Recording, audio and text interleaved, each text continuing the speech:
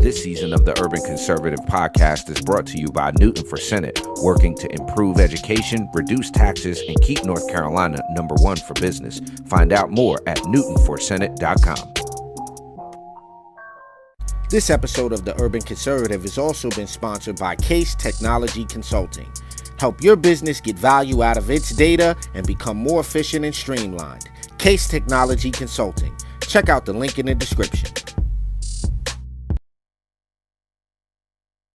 This episode of Top of the Morning is brought to you by Edward Jones financial advisor Kelly Harmon, providing you with well-researched guidance backed by Edward Jones' extensive team and technology that help you prepare for retirement, children's education, or other financial goals. Call 252-473-1006 or visit the link on the screen.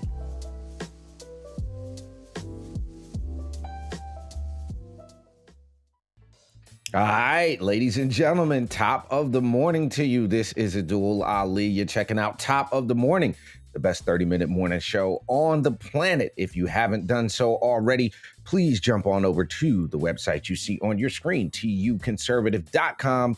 Get yourself a membership. Help us keep sharing conservative values, principles, and the benefits of conservative policies into urban communities across this great nation of ours. Again, tuconservative.com if you haven't done so already. Also, I'm going to take a moment to give myself a, what do they call that? A shameless plug is what they normally call that. I'm going to give myself a shameless plug here.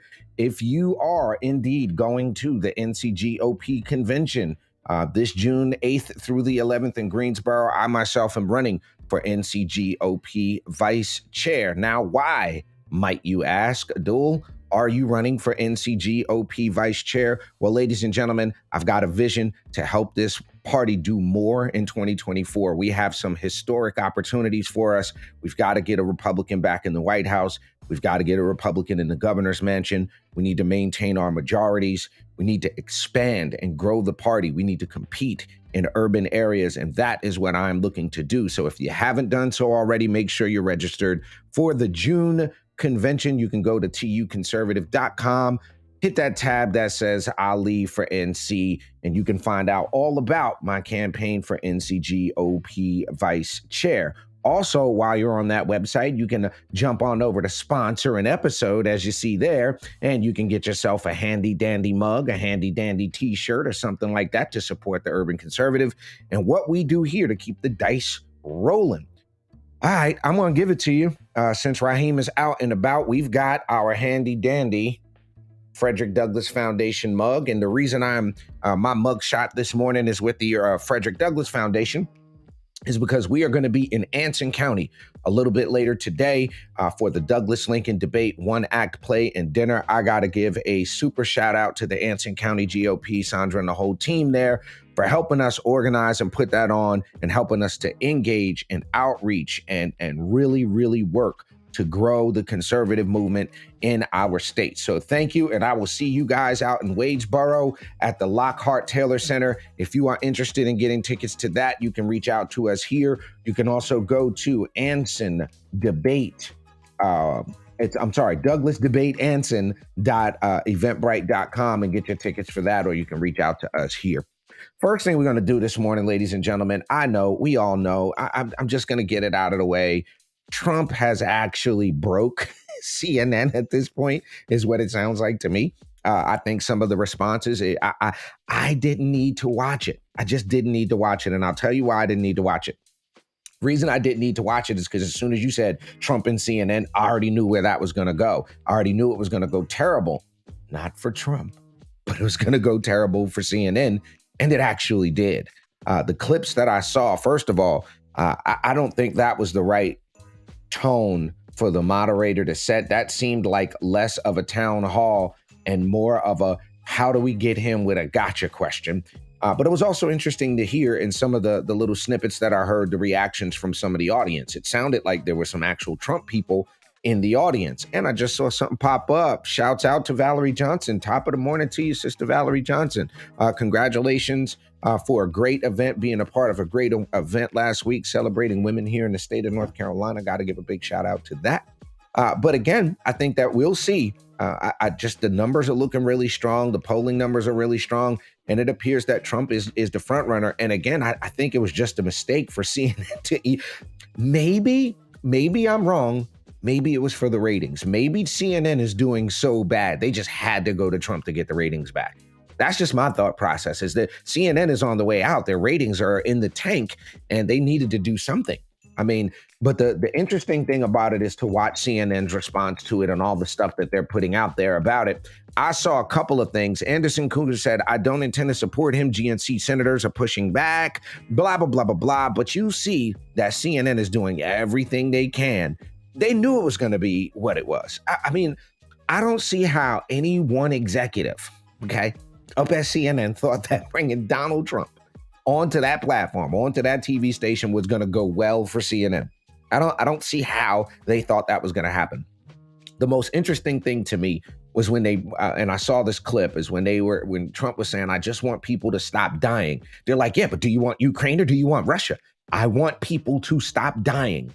That's the correct answer in that question. You know, he's not Russian. He's not Ukrainian. He's the former president of the United States. He's an American. And what we want is people to be free. If countries got to settle their own differences, people ought to be free, but people need to stop dying. And I thought that was a smart way to answer that question. I also think that politicians have a tendency, and maybe, I don't know, I don't have this bug yet, and maybe I'll never get it, but I like to answer questions directly. Will you support this? Yes, no, I don't have enough information, are usually the answers that I would give. But I think Trump does a better job than most politicians. And I think that's part of his brand, is to be direct, to answer questions directly, to not beat around the bush, and to say what people are thinking. I mean, let's be honest. And this will kind of segue into this next story where we're talking about operational control of the border. When Lindsey Graham asked Mayorkas and these other folks, is the border secure? Well, you know, we're working hard. Nah, that's not what I asked you. I asked you if we had operational control of the border, and you gave me a 22-minute dissertation about the past history of you as a DA. That's not what I asked you. So Trump is, I think, the tough pill for a lot of people, and especially folks on the left who are just anti-Trump, never going to be Trump, and even on the right to some extent, where we have Republicans who just don't like Trump's style. That is what people used to, okay? The fact of the matter is, the reason we're in the situation we are in as a country is because we have drifted so far away from the vision of what the framers of this country and the founders of this nation envisioned our elected process to be. They never envisioned for full-time congressional representatives. They never envisioned for you to get elected to Congress, be worth $25,000, and then by the time you're done 10 years later, you're worth $25 million. They never expected you to go to Congress and get health care benefits and vision benefits. And that's not what the framers of this nation expected. But now that we're in that situation, and we've become so used to politicians giving a non-answer or saying things that are they're so ridiculous that they fly by the average person. And we saw that in real time at a Rocky Mount City Council meeting. The lady said, we don't need a newspaper. We need a newspaper. Like, that's the level of I guess, the level of intellectual laziness that we've gotten to as a nation based on one thing, and that is some of the failures in our education system, the failures of our students, and I'm not blaming anybody. I'm just saying, when we look at the fact that a lot of our kids can't read, what do you expect? You know, what expectation do you have of someone being self-sufficient if they're barely literate? What expectation do you have of someone being an informed electorate if they don't research the candidates? If you look at off-year municipal election cycles, and there's like 7% turnout at the areas and in the areas where your life is impacted the most. So again, on this Donald Trump thing, as we wrap up talking about Trump this morning, I think he is going to probably win the primary. I'm not saying he is. I'm just saying I think he is probably going to win the primary. I don't think this CNN town hall has hurt his chances at all. If anything, I think he's kind of ingratiated himself more to the Trump base. And I think some unaffiliated folks maybe taking a look. And people remember 3 years ago, 4 years ago. People remember how well the economy was doing. People remember our energy independence. I remember because I was one of the people that worked on opportunity zones to get that stuff passed, and organizing business meetings and setting up meetings with the Small Business Administration. Those people aren't going to forget where this country was, and I think we're going to see people want to go back to that. So, ladies and gentlemen, you're checking out Top of the Morning here on the Urban Conservative. Don't go anywhere. We're going to come back and talk about the border a little bit. I got something to show y'all on the border, so don't go nowhere. We'll be right back here on Top of the Morning on the Urban Conservative.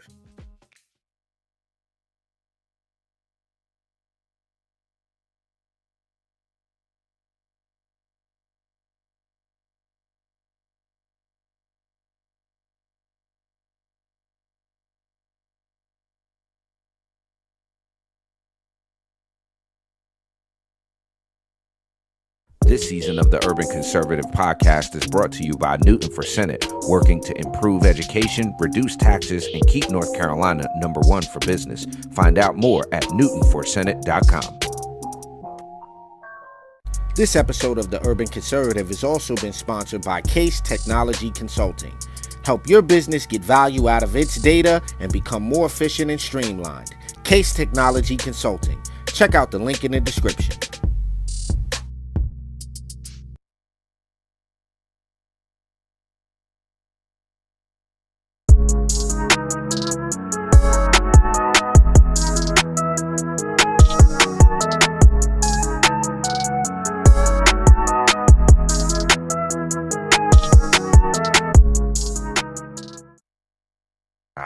All right, ladies and gentlemen, you are back here on Top of the Morning here on the Urban Conservative.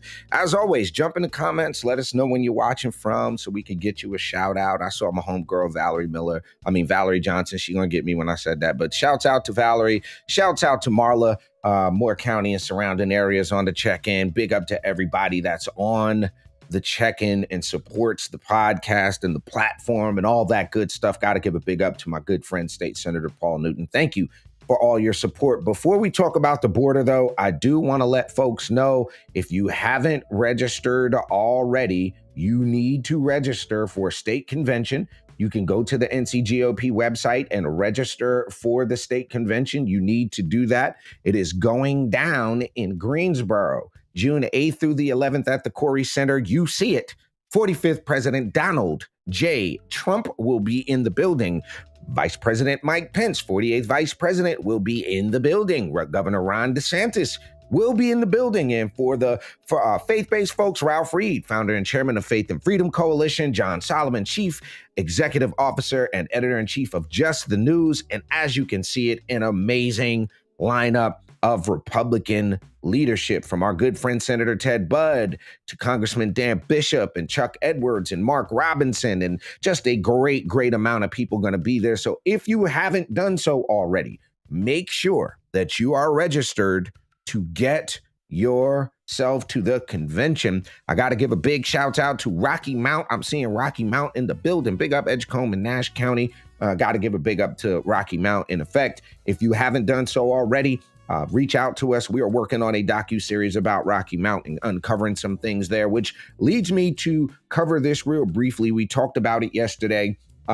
If you do live in the Rocky Mount area, one of the things you should be highly concerned about is the fact that your city council, members of your city council, are wanting to impact how the Rocky Mount Telegram is covering the story. We talked about this yesterday here on the platform.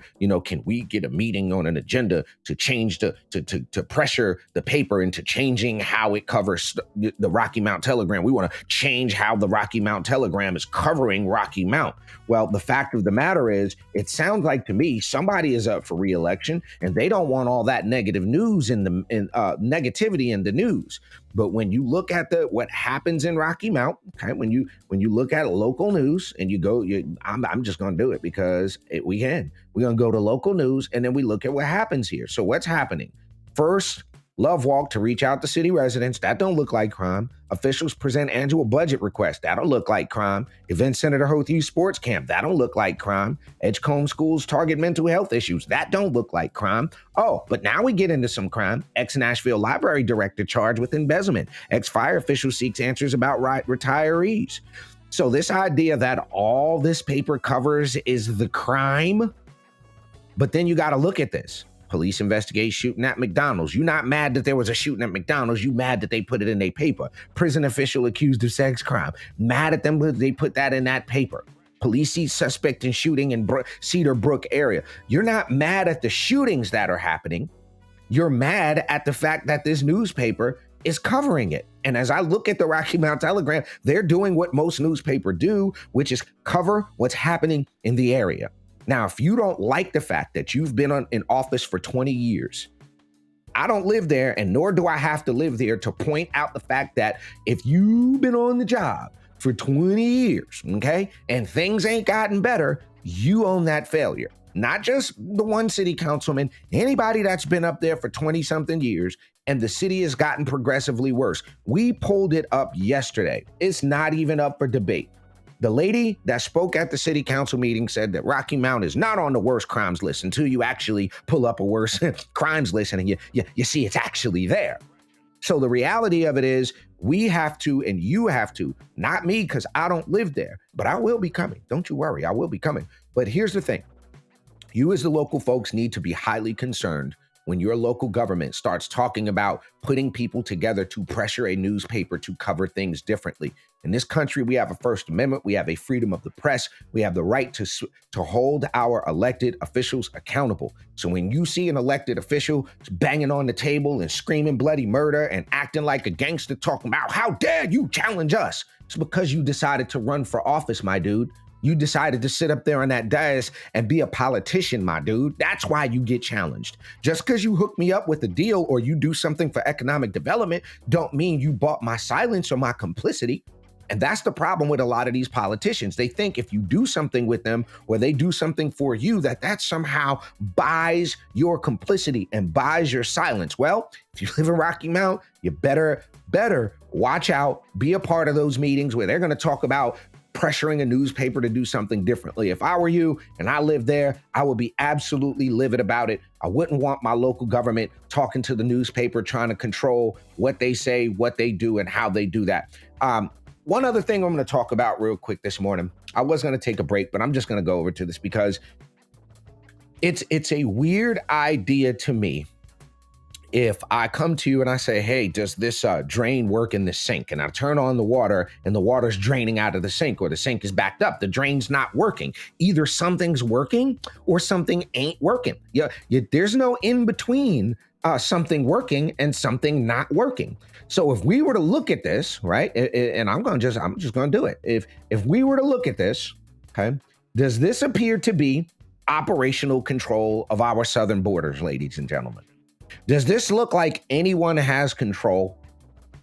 Does this look like it's operationally secure? Does that look like there's any order or control or any type of semblance of organization? But then you have the sitting Secretary of Department of Homeland Security Secretary, Mayorkas, sitting there saying we have operational control of the border. Does that look like operational control to you, ladies and gentlemen? I for one, know that I have operational control of my car, which means it goes where I want it to go when I want it to go there. I have operational control of my television. It turns off and on when I want it to. That doesn't appear to be operational control of the southern border. How dare you sit there and say you do have operational control when in fact you don't? Then you look at this. Then you get people mad at these guys in Texas for doing it themselves. Does that look like the U.S. government? These are people in Texas having to take this into their own hands. Look at these amount of people waiting to get into our country. So let's ask a question, right? Let's ask this question because I think this is only a very fair question to ask. Why even have a lock on your door? If we shouldn't be able to secure our border as a nation because, but there's no such thing as illegal people. But there's no such, we're all human beings. Okay, fair. I got you. But guess what? You don't let just anybody up in your house. You don't just let anybody up. Could you imagine walking into your house and there's 30 people there? They didn't ask for permission to come in. They didn't tell anybody they was coming. They show up at the house. Then you are now responsible for feeding them, clothing them, allowing them to put their feet up on your coffee table. This is the madness that the left is wanting us to believe is an operationally secure border. Right? This is what they want us to believe is safe. And now here's the other thing about this. When we talk about the amount of fentanyl coming over the southern border, we talk about the amount of drugs, we talk about the human trafficking, we talk about I'm not even talking about the economic toll that it takes on the lowest unskilled workers in our country, which happen to be young minority men. We're not even going to talk about that. We're not even going to talk about the fact that there are leftist places that want to give illegal aliens the right to vote. Notice I called them what it is. It's illegal aliens. If you hear illegally and you are an alien from another country, you are an illegal immigrant. You are not a migrant. You are not a humanitarian. Like, you're none of that. The term is illegal alien. So I think we are going to need to see some sort of resemblance back to a decent border policy. I think the other thing is and I saw this app that they have now. There's something like 10,000 appointments a day that there are, several thousand appointments a day for people who are actually seeking political asylum. And I think it's going to be a very interesting to see when this Title 42 thing gets done, what we're going to do, because we do not have the capacity. Even Eric Adams in New York is telling you these cities don't have the capacity to deal with the influx of people coming from other places. So, ladies and gentlemen, as we get on the tail end of Top of the Morning for this week, I do want to remind you all that we have a job to do. We need to be engaged. We need to be involved. Most specifically, we need to be engaged and involved at the local level. We need to be a part of our county GOPs, our state level GOP. I need each and every one of you all to show up to convention, get registered. If you are a delegate, show up to this year's NCGOP convention. I think this party can do a whole lot more for 24 than we've done in the past. I think we've done some things great. There are some other things that we need to work on. Again, a big part of this is going to be making sure that we're competing in our urban centers across North Carolina. So our Raleighs, our Durhams, our Charlottes, our Greensboros, we need to make sure that we are fighting in those areas. And that's what I want to do as vice chair. So again, if you haven't done so already, please jump on over to tuconservative.com. You can click on that page that says I'll leave for NC. You see it one more time. I'll give myself the shameless plug here. But you can see that we have a plan. We have a vision. We have a vision that is of bold expansion, electrifying energy, and a very fierce commitment to representing our people and our platform. Because I see the incredible potential for growth in our urban areas where there are young, diverse, and dynamic communities eager for leadership that reflects their values. To seize this opportunity, we must develop and unleash a wave of innovative, data-driven outreach and engagement strategies that meet people where they are and invite them into the GOP fold. I understand the need to invest heavily in digital and social media, leveraging the power of cutting-edge technology to reach voters and activists who have been underserved or ignored by our traditional Republican campaigns. I also want to prioritize building strong partnerships with local businesses, community organizations, and faith groups, recognizing that a thriving GOP is built on a foundation of strong relationships and a shared sense of purpose. I will listen carefully to the needs and concerns of all Republicans and work tirelessly to address the issues that matter most to them. I will not call back a chairman. I will not be available to anybody that needs help in our state. My ultimate goal is to help build a GOP that reflects the diversity and the dynamism of North Carolina and that champions policies and ideas that benefit all residents. And if we embrace that vision and work tirelessly to make it reality, we can embrace a new era of growth, opportunity, and prosperity for the NCGOP. So hashtag, let's do more in 24. I hope to see each and every one of y'all at state convention. It has been a great week. I will see you guys in Anson County in a few hours. Shouts out to Beaufort County. They've got an event going on tomorrow. Shouts out to Moore County. They've got some things going off. And I just found out I'll be out in New Hanover County on the 18th. So again, ladies and gentlemen, you have a positive, productive, and peaceful day. Have a great weekend. We will see you live and direct Monday morning right here on the Urban Conservative for Top of the Morning. Again, I am Abdul Ali for my twin brother Raheem, Architect Soto. You all have an amazing day, and we will see y'all soon. Peace and love.